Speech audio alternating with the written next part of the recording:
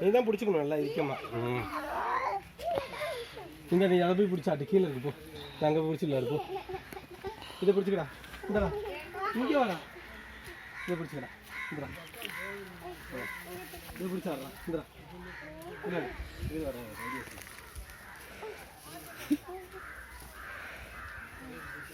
இந்த சொல்லு ஆடு ஆடு தொங்கு.